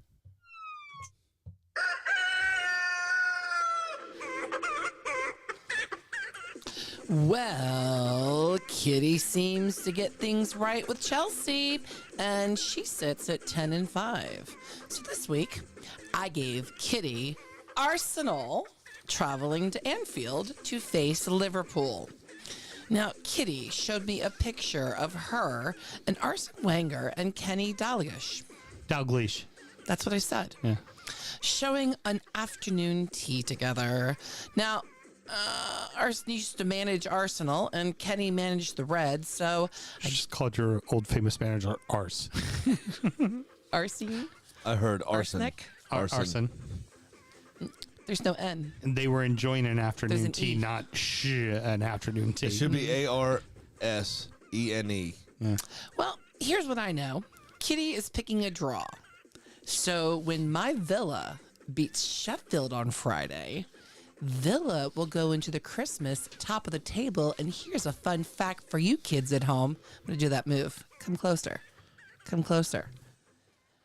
9 out of the 12 years, the team that was first on Christmas Day won the league. Look at her doing a TikTok bit. Recent history would suggest the team that's top on Christmas doesn't win the league. We are Who would that be that was on top of the league at Christmas last year? My boys. How did it go for you last year? Are already, I'm just pointing out stats. I'm not talking anything else. I'm just saying we are already ahead of where Leicester was in 2016. So 9 out of the last 12 years, what you said? Mm-hmm. Interesting. All right. Those are just facts. Well, you know, it's also interesting. That's going to wrap it up, boys and girls. Mr. Graham, any parting words? Yeah, if you're ever at a stadium, don't double down with the guy being a cunt. Yeah. Because I am going to re-mention the person that was being rude to Ollie Watkins. Ollie Watkins came out afterwards, obviously, and said that it was personal. It was not normal, like, football banter. It was not racial either. Well, that's exactly my point, was you think of your traditional guns, and it's usually homophobia, racism. It usually falls into a couple of bags. But there are people that are absolutely horrible to other individuals that don't fall into any of the ists categories or phobia categories. And that's still abhorrent behavior. Just because you bought a ticket doesn't mean you get to say what you want. They're still human beings on the, even though they're professional athletes. Now, people have referenced, the good side, kind of the traditional chance of you're shit and you are, and some of those things, right? And I can't remember who said it to James Madison, but basically, Gareth Southgate thinks you're shit as he was about to take a corner. And then he stepped up to the corner. He moved the ball outside of the quadrant on purpose and then purposely missed his kick. And then they all just went, "Way!" Like, all right, he got us back, kind of thing. That's, those kind of traditional, it's not personal, right? Whatever this guy was saying, whether it be it like. wasn't just once or twice or 3 times. Apparently, or it was 4 all times. the whole fucking game. It was, yeah. And yes, he's a professional athlete. Yes, he, should do better. Blah, blah, blah, blah, blah. He's still a motherfucking human being, y'all. And I thought he handled the situation properly. Yeah. I mean, so there are people that haven't in the past. Nope. Eric Cantona. You know what? He didn't try to pull that move. No. Exactly right. He restrained himself from doing that. And there was a story recounted today, as I heard other people speak about this incident, where Vinnie Jones was being given abuse the entire, game by somebody, basically. And Vinnie Jones was known for properly fucking taking people out. And there was something happened where the ball went into the crowd, and Vinnie Jones was typecast as an actor for a reason in all of the 100%. But all the Guy Ritchie movies. The guy was like not giving the ball back to him, and he came over to take the throw in, and the guy like yelled something at him, like, "Why don't do whatever it was, something," just being a dickhead to him personally. And Vinnie Jones just looked at him and was like, "Okay, can I have the ball, please?" And the guy just like shrunk, just kind of, he doesn't care about me. Yeah, he just does not give a shit. Right. Vinnie Jones, basically in that moment, by not doing anything or by just treating him like a piece of shit, whatever, it's like, my life is infinitely better than yours. And you're the one showing up here yelling at another grown-ass man that can beat your ass. I'm a professional footballer. Yeah. You're wearing a professional footballer's name on your back. Right, exactly. Shut up. Yeah, shut the fuck up. Exactly right. And again, just not, it's outside of the realms of normal banter. Just, stand up for people and don't double down with the cunt that does it. Yeah. Just let them know just to shut up, because there's always that dickhead that will be hurling abuse at somebody. And the second an athlete takes offense to it or gives them the finger or does something, he goes, "Hey, my kid's here." It's like, what have you been saying for the last 40 minutes? You dickhead. Like, you can't hide behind that. It's just stand up for people. There's a way to talk shit and be okay with it, and this just isn't it. And basically, it's about my general rule of thumb is it's about control. If you can control it, it's fair game to make fun of. If you can't control it, it's not. Very good. Very good. And also, Joey Barton, stop with the whataboutism on Twitter. Seriously, dude, just don't. Just not even worth recapping. Just Joey Barton, stop it. Fucking, you just want to walk up to him and smack him in the head and go, fucking stop it. Because he made one good point at the beginning of it, and then he just devolved into everything else. Fucking stop it. All right, so thank you very much for joining us, boys and girls. Next up is Injury Time, where we chat fantasy. We check in on the Ibs, and we talk about the beers we've been drinking. And, of course, we also have the EFL show coming up as well. We're going to check in on the rest of the football league. Sammy, should somebody want to find Injury Time, how do they go about doing it? One last time for you. I'm going to stick my leg out and hope the taxi of the larger listening community pays their $5 and goes to patreon.com/DU Football Show and signs up to that one glorious tier that we have as a friend of DU Football Show for $5, and you get all the extra content, and it's a wonderful time. Fantastic, you everybody. got a taste of it at the beginning of this feed, by the way. It wasn't the whole story. There's a lot more in it. about, what was it, Mel? 12, 13 minutes? At least. Yeah, something like that at the beginning where that's only for the Patreon. But Merry Christmas. We gave you about 7 free minutes. Till next week, everybody. Good night.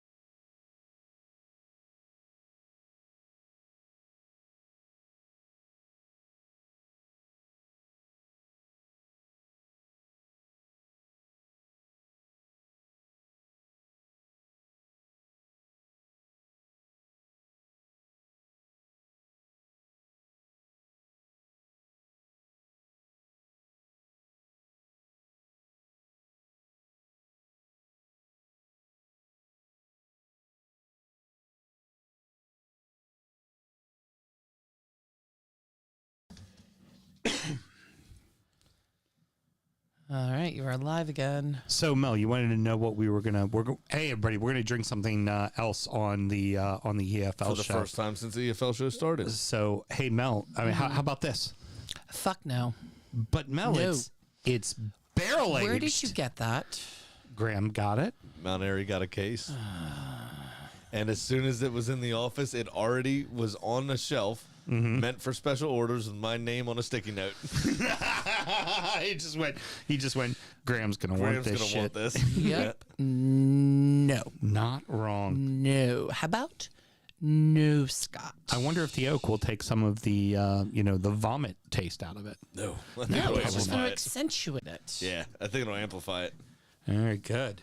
Very excited.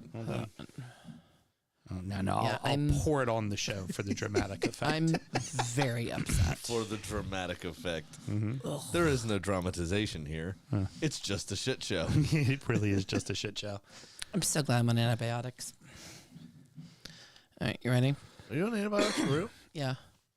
Oh, wow. What you I'm got? sorry. Did I not tell you that? What you got? Oh, the clap. Where do you think she got it from? I think it was best That said. fat black hold on, sister at hold on. I think it was best said by. I think it was best said in Bad Santa when he looked at the little boy and said, "I slept with a woman that was unclean." You know what's funny is the countdown is just now happening. Oh, nice. Oh, that's right, because there's the delay to it all. It's a so. long delay for some reason. Heard. All right. All right, you ready? Ready.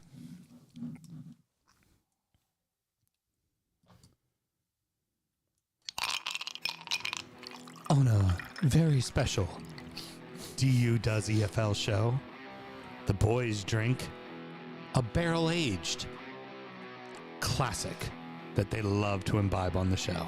Yeah, I can't wait. Very excited. Could be all after-school special with that shit, too. Oh, big time. You know?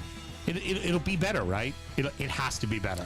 This is like that sitcom that ends up tackling the real issues. Yeah, pumpkin spice didn't make better. Let's start the show. Born in the land of Bowie, Maryland. Bred to be a fan of fucking Everton. Punch you in the eye and drink your rye. Sam Huston. Sam Houston. Arsenal fans have another Sam. AKA the fucking Gooner Graham. Snub of my lord. Looks great in shorts. Sam Graham, hey. Sam Graham. Fucking United!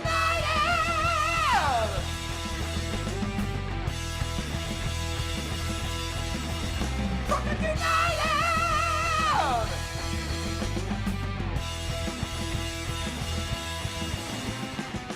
Hello and welcome to DU Does EFL Show, a completely biased brief recap of the English Football League as told by two common American Also schmucks. known as DU Makes Bad Decisions. Yes, absolutely. I am your host, Sam Houston, and across the way from me, another partaker in bad decisions, my co-host, Mr. Samuel Graham. How you doing, buddy? Oh, not too bad. Yep, we're going to step down from our high horse and talk about the, the lowly teams. And having a low league alcohol to go along with it. And of course, on the ones and twos and not partaking in our debauchery, Producer Yeah. Mel.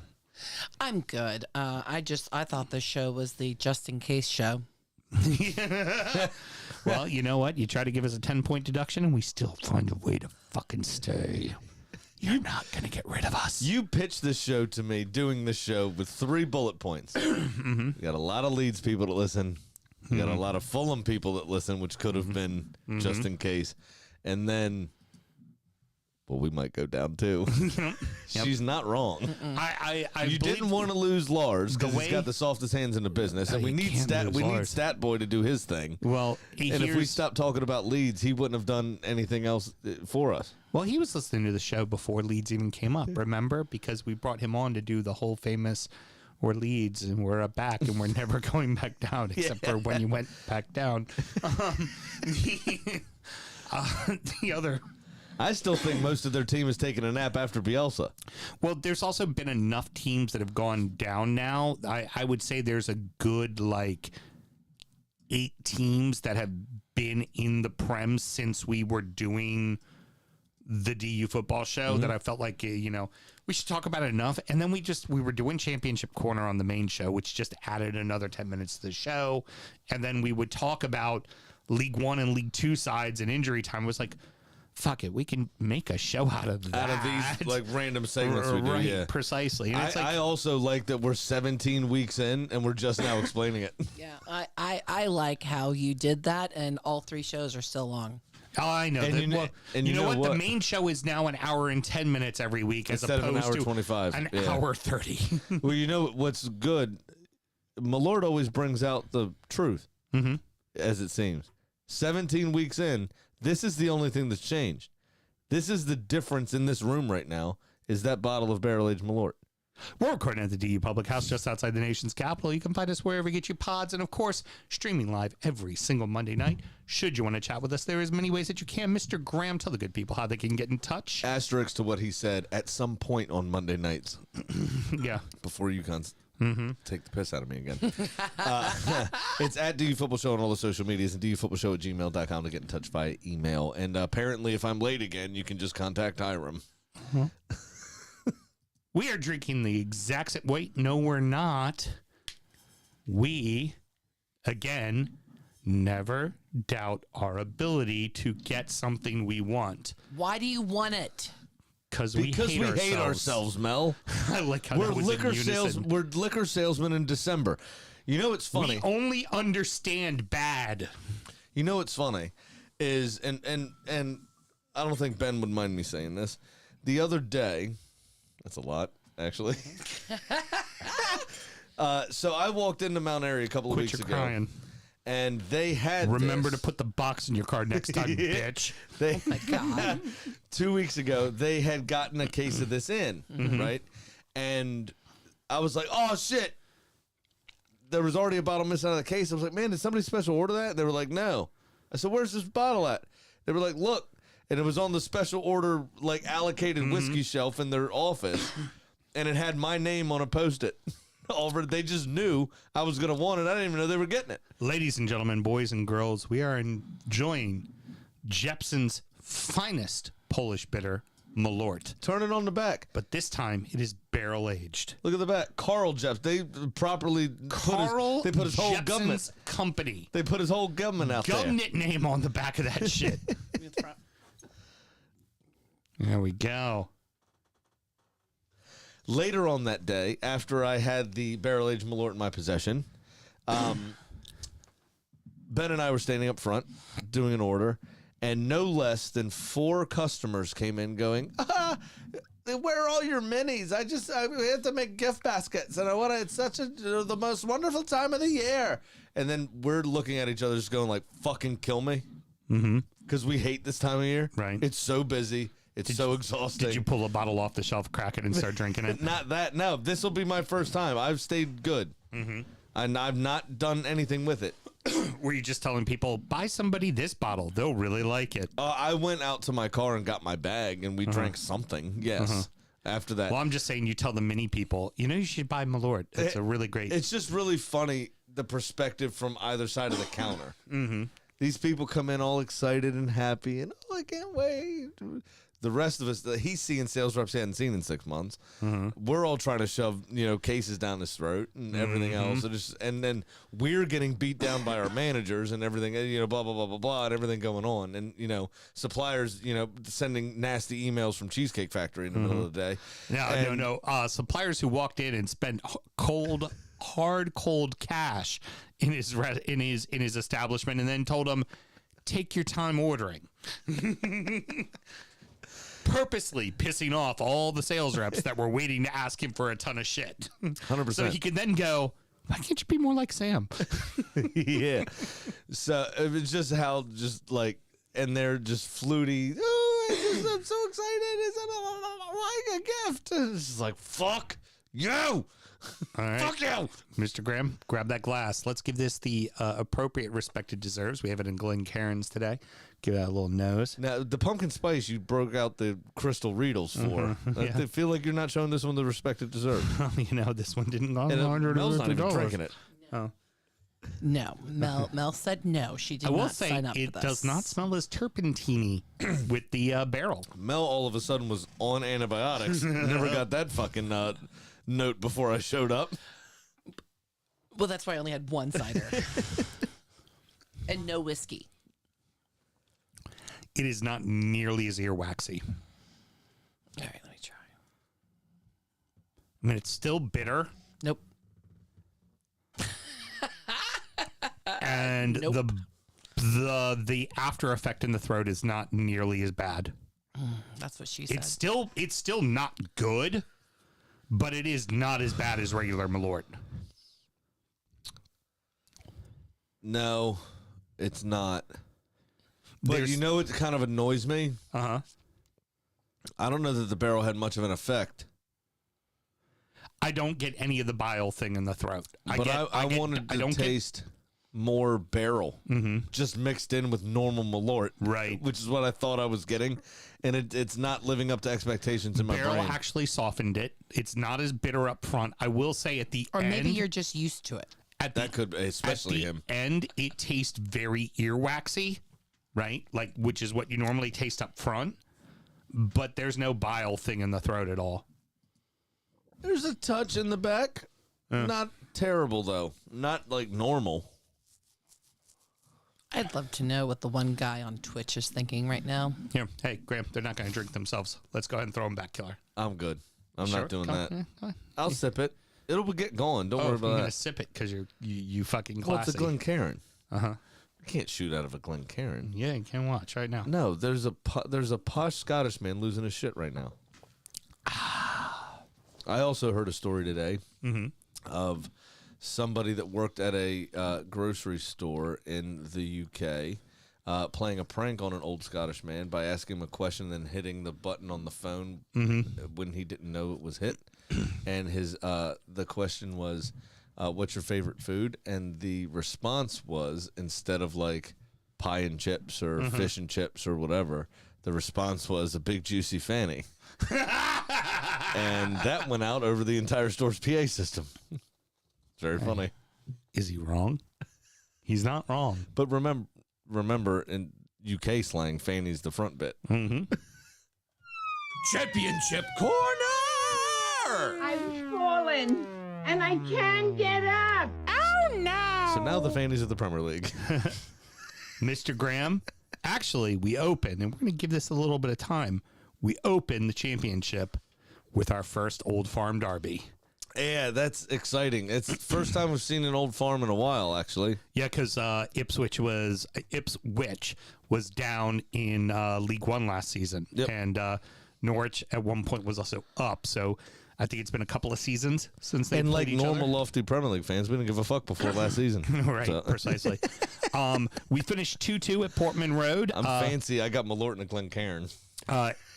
Ipswich went up early on Nathan Broadhead's 7th goal of the season, only to see John Rowe score 2 on both sides of the half, which is the worst for a team when you get Absolutely, yeah. that equalizer at the end of the first half. And then concede shortly after halftime. it was before the 60th minute. They was already like, fuck, you know? And you're at home to your hated rivals, and you're down. Hell of super a note. deflated.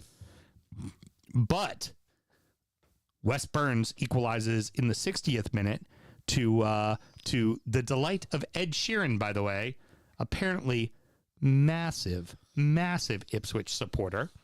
And the crowd goes nuts, and he's going nuts. And then the two of them saw out the draw the rest of the way. There you go. Now, I have a very wholesome Ed Sheeran story please. that I don't know if anybody knows. I may have said it on the pod before. I'm not sure. When he got his first very large check from his record company after, quote unquote, making it, he was walking home, and what he decided the first big purchase he made was like a 600 pound or so, some 250 pound, like very expensive, very large Lego set. Basically because his family couldn't afford it when he was growing up, and that's what he always wanted, and he loves Lego. And he bought this giant fucking massive 3,000 piece Lego Aw. set. Yeah.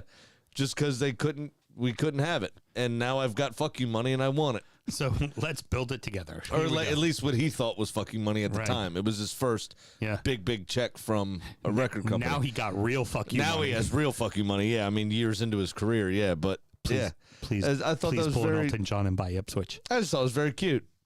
That would be fabulous. Pull an Elton John, buy Oh, Ipswich. yeah. Run them right into the Fabulous. dirt. Run them right back into the farm. Right back into the farm from which they came. Musicians should not be football owners, but we still are here for it. Right there. Right there. There's that vein right next to the FA Cup third round. He's begging for fucking that right there. Oh, it's like a carrot that's not ready yet. You just put it back in the dirt. Yeah, Just shove it right back in there. Oh, too right funny. back in the farm from which it came. They do remain in second as Leicester took care of Birmingham City today. Wayne Rooney's Birmingham City 3-2. The other funny meme I saw this weekend was Birmingham. I think it said the team bus or something, and it was just a sled. It was like nothing going downhill faster than Birmingham City right now. Fucking brilliant. And they fired their manager was decent. He had him in like doing 6th. okay. Yeah. They were doing okay. That's the sad part. But the Shelby Company Limited needed a fucking name. It's ridiculous. Well, Tom Brady's going to have his name on that shit. You got to have a fucking world-class manager, right? That's how it's got to work. I can't wait till Frank Lampard replaces him in 2 months. Oh, that'd be fucking brilliant. Sunderland beat Leeds in the midweek and then lost to Bristol to fall to 7th place. Oof. Leeds are still sitting third with the loss, and they also had a draw to Coventry. Southampton got a win and a draw, which now puts them level on points with Leeds. They're still in 4th place, but they are level on points with them. Rotherham are now dead last and the whipping boys of the championship. And then Wednesday beat QPR. Don't worry, Rotherham. Birmingham City are on the way. Yeah, no problem. Wednesday beat QPR, but are still 4 points behind them in the table. You got to start. QPR is still in the drop as well. You got to start somewhere. Well, you know the average. This is a weird tie-in, but I did look this up. I didn't look it up. It's a lie. Okay. Wednesday, hump day. The average camel's hump, 4 inches. 4 points. 4 points. No 4 good. inches. I thought it was pretty good. Yeah. Sounded a lot better in my head. Graham, I thought you had an app for that. I had Mr. Carl Jepsen in my head going, that was a good idea. Say that. Moving on to League One, Pompey get another win, this time 3-0 over Shrewsbury, and they see their lead increase to 7 points. But now they lead the Posh, who have moved into second position.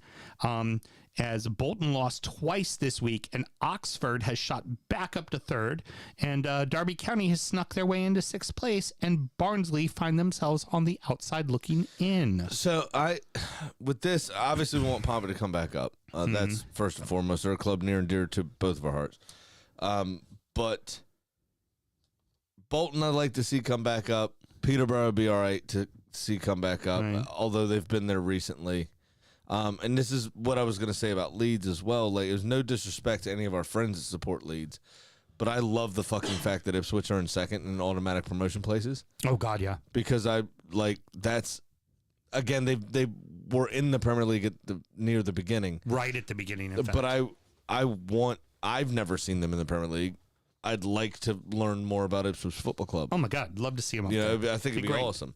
Well, and especially because they were just in League One and won League One to then turn around and go right up next season. The fact that Leeds are in the playoff places still in the championship is like, okay, great. We get those boys back potentially, but I kind of want them to stay in the playoff places. That makes sense. Right. You want Ipswich to get the spot. I want them to get the spot, and Leicester seems like they're running away with it, which is annoying because they've obviously been here for a bit now, and coming straight back up. I mean, it makes sense, but it can be a little annoying because we want to see some variety. I mean, that's part of what this is.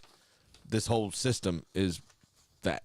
Yeah, precisely. Seeing Pompey come back, vehemently reversing, apparently rigorously reversing up the Pompey Highway. Being so far ahead in League One now, I would like that. And again, Peterborough, they were absolute dog shit in the championship last season after getting relegated. They were relegated last season, right? Yeah. Yeah, it was them. It was them, Barnsley, and Reading. Yeah, I mean, I could live without them being in second place. That'd be great. I'd like to see Bolton come back up the Pompey Highway as well. Yeah, agreed. I'd like to see Pompey and Bolton 1 I and would 2. like to see back to back. You know what would make me just give me a massive boner? Mm-hmm. Bolton get to the championship. They hire Neil Warnock.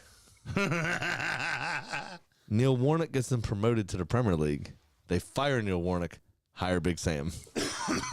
And everything comes full circle. Kind of like Emmy and Neil Mopey. Stu Holden comes out of retirement. Gary Hill comes back to play center back. You started this and gave us this amazing time.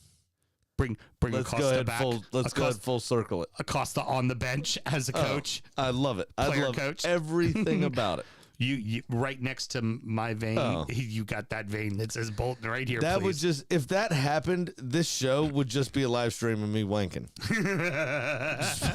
I'm in. I just give me all the nostalgia. So speaking of the demoted teams, Reading. And if Pompey comes back up, Harry Redknapp straight in, bang. Reading smacked Carlisle 5-1 and are now 4 points away from safety. And just a quick little check-in on the O's. They lost to Derby County 3-0, but they are sitting comfortably in 14th place. Well above, mid-table, obviously, but well above the relegation zone. Well, that's what you want out of O's. O's just comfortably in League One. Like, we don't like, because they actually went all the way down to League Two, and they went out of the league for a season. Now, fortunately, in the National League, they won very quickly and came right the fuck back up. They're a very well-supported club. Oh yeah. I love Leyton Orient. We always jokingly Everybody say loves Leyton Orient. It's London. It's everybody in London. Their second team. club is the O's. 100%. Everybody fucking loves the O's. 100%. And then finally, League Two, Aki got a 3-3 draw at 5th place Crew Alexander, and they have moved up to 9th place there. A 3-3. That's huge.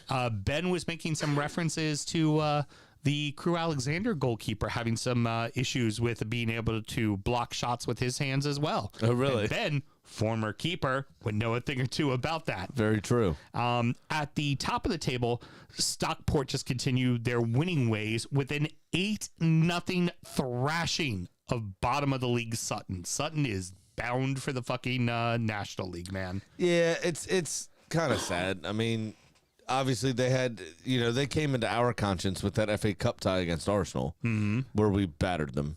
And they've become a bit of a meme since then because of the pie, large goalkeeper eating a pie, who was also their groundskeeper and janitor or whatever. Yep. It's kind of sad that that team has become that meme. You don't take want that to happen. That press and that help and that money to kind of sustain yourself is a shame. And solidify the club, and they just haven't done that. Now, Barrow and Wrexham, who are in second and third, both got wins, but it doesn't matter. Stockport now hold a 6-point lead over top of all of them. Yeah, that in that league in particular, that's a hell of a lead. Now, but here's the thing: 4 teams get promoted.